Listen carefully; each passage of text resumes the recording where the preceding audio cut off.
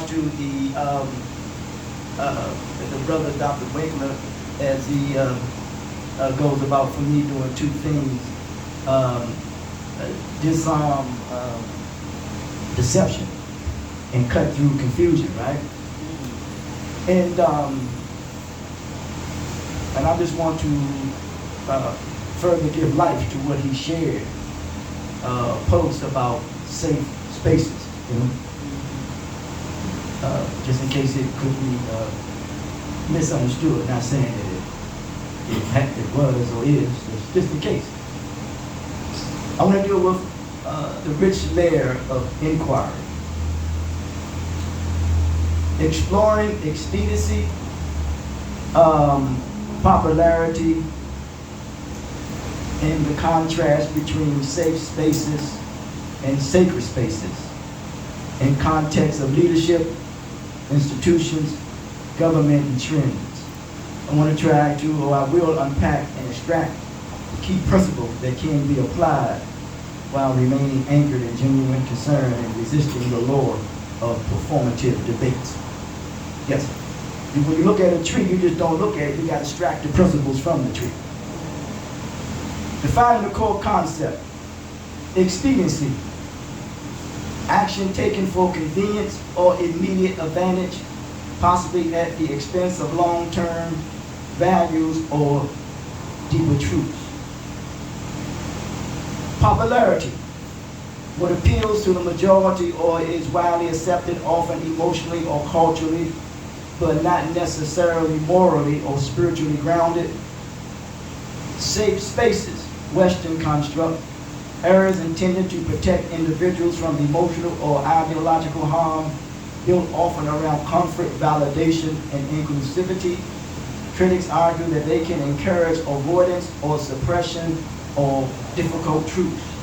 Yes, and that which really is being, it's a dangerous thing when you suppress anyone's potential. Yes, and is it more difficult to confront yourself or live with yourself? Sacred spaces, the spiritual construct, rooted in reverence, reflection, and transformation. Places not just for protection, but of accountability. Which we run from, let's prove something run from it. Moral realignment and transcendence, often ancient, cross-cultural, and rooted in ritual. Let's look at some of the principles that can be extracted. Genuine concern requires depth, not just protection. Safe spaces focus on emotional safety. Sacred spaces require honesty, truth-telling, inner transformation, even when it is uncomfortable. Principle: true leadership must cultivate conditions where people are safe to transform, not just safe from discomfort. Expediency weakens institutional integrity. When leaders choose what is easy or popular over what is right or sacred, institutions lose moral authority. Principle: leaders must be willing to delay gratification for the sake of integrity and generational consequence. We see the generational gap where it's never bargaining for itself. Popularity is not a metric of truth. Popular trends often favor safe narratives over sacred truths because they are easier to market and control. Principle: public appeal must be tempered by spiritual, ethical, and cultural wisdom. The lure of debate is often a distraction from practice.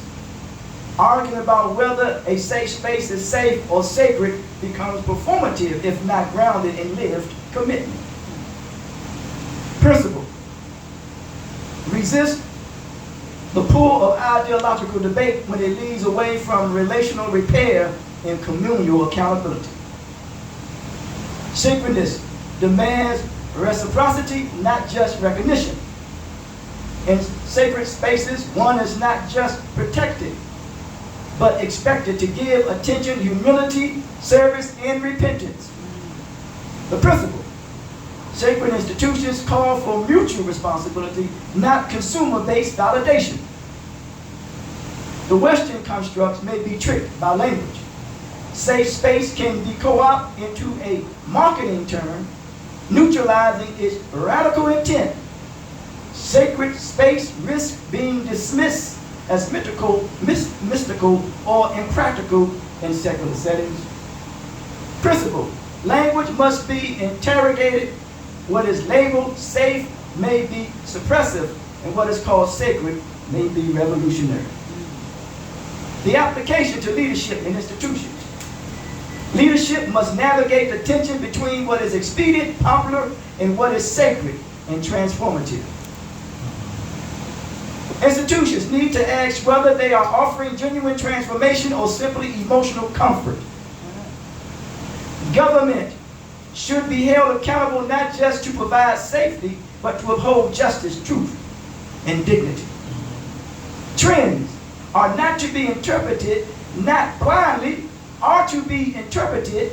I'm going to repeat, trends are to be interpreted, not blindly followed. Spiritual discernment is needed to distinguish fads from truth. The final reflection. To say we are not about safe spaces, but sacred spaces, is to reclaim the terrain of transformation. Stevie Wonder did a song called Higher Ground. To assert that real healing, growth, and reconciliation are not acts, nor mere accommodations. Safe spaces might shield wounds. Sacred spaces ask us to heal them. Yeah.